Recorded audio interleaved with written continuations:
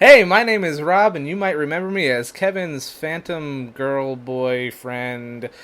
Um, I have no regrets, and he still hasn't called me.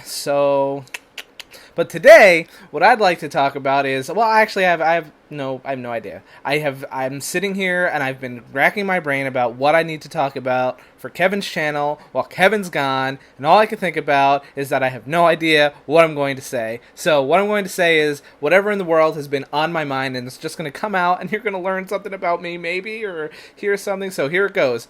This is the thing that's been floating through my mind. So I work with kind of kids with different physical and mental and social and behavioral disabilities or disorders. That's the kind of kids that I work with. I work in a school right now.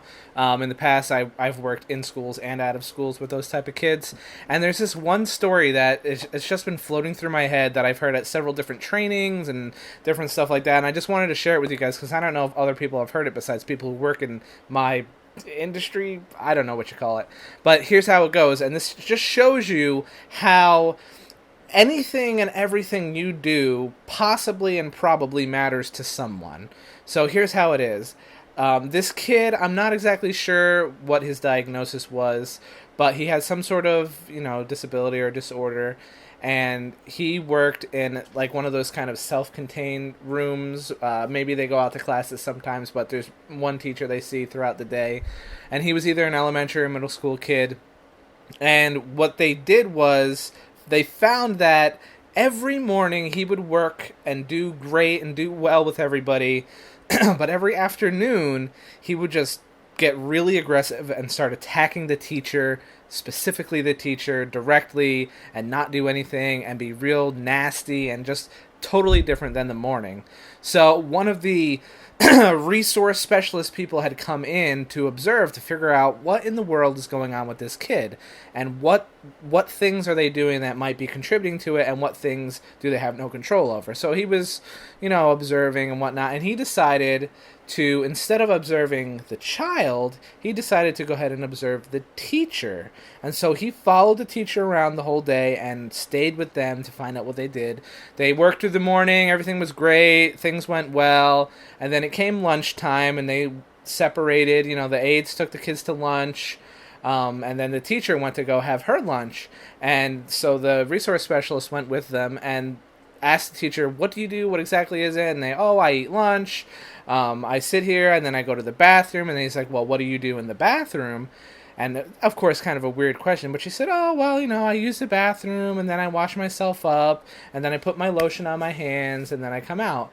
And the resource specialist, something clicked for him and he said, do you put the lotion on your hands every single day? And she said, yeah. And he said, do you always do it at this time? She said, yeah. He said, tomorrow, do everything you've done the whole day exactly the same way, but do not put on the lotion. And wouldn't you know it, the next day, she didn't put on the lotion, and the kid had a wonderful day the whole day. All it was the smell or texture or something to do with that lotion that triggered something in him and set him off for the rest of the day. And I'm always blown away by the fact that something so small could trigger something in a child like that to make them act aggressively. And it always makes me think, with me, it's kind of similar. It might not be something as simple as the smell of a lotion, but one little thing could happen and just the whole day and the whole week is just totally out. I mean, it's gone. And that could happen to any of us. So I think the message here from me to you is that remember, your actions always have meaning, as do your words. But the unfortunate thing there is that actions do in fact speak louder than words.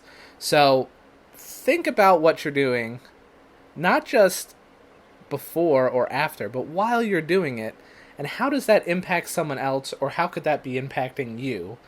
And I think when you start recognizing these little things, you'll find things start going better. And I think that's what I'd like to walk away on. Thanks for listening and watching. I have my own channel, youtube.com/VaryGoode.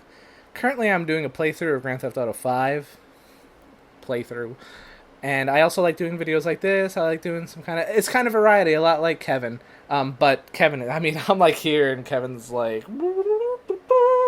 So I hope you guys are looking forward to his return. But to you, Kevin, I hope you're having a great break. You did a great year, and I look forward to your return, as well as all the other people that are subbing for you these 2 weeks. See you guys.